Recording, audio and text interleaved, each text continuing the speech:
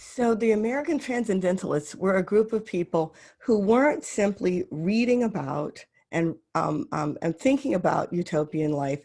They were among those people who founded the utopian communities that made up that almost 100 planned utopian communities that were founded in the United States in the 1800s, between 1825 and 1860. These American Transcendentalists are just part of that crowd. Certainly we had, as I mentioned earlier, Quakers and the Oneida group, Oneida, I think it's pronounced Oneida, and other religious groups. I'm going to hop past those, just as I had to hop in time past the Puritans in order to get us to the 19th century. I'm going to leap past the religious communities that were, although as you can see, there's a lot of interesting things that are happening with these religious communities. I'm going to leap past them in this course because arguably the religious communities that were founded as part of the American utopian experiment belong to a different strand of intellectual history. And also, well, frankly, dudes, like we cannot cover everything. Okay, so if you're really interested in that, please let me know and I'll recommend some additional reading. But let's get on with the American Transcendentalists. The American Transcendentalists are actually people you might have heard of. I wouldn't be at all surprised. They were a bunch of wealthy New England hippies and intellectuals, people like Nathaniel Hawthorne, Ralph Waldo Emerson, Harriet Beecher Stowe, Louisa May Alcott, Henry David Thoreau. These people influenced 19th century utopian thought before and after Bellamy. This group wrote books on all subjects, but didn't really write utopias. Instead, they lived or tried to live their own utopian experiments.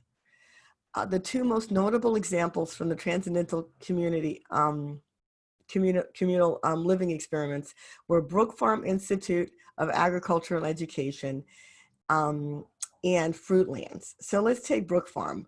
Brook Farm Institute of Agriculture and Education operated from 1841 to 1846. And you don't need to remember these dates or know these dates, except to think about them in relationship to when Bellamy's writing. So Bellamy's writing in 1888. The Civil War ends, the American Civil War ends in 1865. And about 20 years before that, there's Brook Farm, right? 20 years before the American Civil War is fought and ends. And it was home during its brief 5-year run to Nathaniel Hawthorne, who wrote the Scarlet Letter. It's now a museum. And then there was Fruitlands, a short-lived utopian community founded by Amos Bronson Alcott. He was one of the two founders of that community in 1843. This community was really short. It was just around for about, 7 months. And you might recognize that name Alcott, and that's because he was the father of the famous writer of Little Women, Louisa May Alcott. And so we have, right, so Beecher Stowe is involved. She's definitely, she and her family are a big part of the conversations that are going on about better living. Ralph Waldo Emerson, Nathaniel Hawthorne, and Louisa May Alcott. These are people whose writing you may have encountered in English class or maybe in American history class. And they were up and running and thinking about how to improve things before Bellamy gets on the scene. Now, a little bit more about the, so this is a picture of Brook Farm. I couldn't find a picture of Fruitlands that showed any structures. This is a modern picture. This is from maybe a year or two ago. Brook Farm is now a museum, as I've said. It's sort of a nature preserve. But Fruitlands, the one founded by Alcott,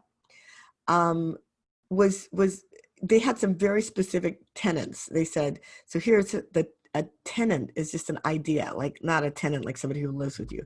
So their tenet was that society corrupts, that money-based economy alienates you from your true self, that nature is to be respected rather than exploited, and that self-fulfillment comes from self-reliance and independence. Fruitland's founders required strict vegetarianism, a refusal to participate in a money-based economy, and a division of labor in which members found their own preferred tasks. And that's a big deal. We're going to talk about that a little bit more and the philosophy behind that belief when we get a little further into the lectures for this week. But basically, they thought in Fruitlands, and there's a short story that I linked to in Module 1, and I'll link to it again here with this lecture, written by Alcott, where she talks about this idea of everybody just going to Fruitlands and doing whatever they wanted to do. And those who preferred to spend their time in deep thought rather than farming or cleaning or doing or childcare or anything else, those people were allowed to do that. That was considered absolutely cool. So you can imagine if you get together a small group of people and you give up money and you give up meat and you give up all these other things, but there are basically no rules, that it wouldn't last long. And you'd be right. This thing was over in 7 months. All right, so that's it for the Transcendentalists. It's really important to think about them because their influence on Bellamy and Bellamy's influence on Gilman is all part of this chain of conversations that were happening in the last half of the 19th century. Well, mostly in the last half of the 19th century and maybe a little before. All right, thanks for listening. We got a couple more lectures coming up. Stay tuned.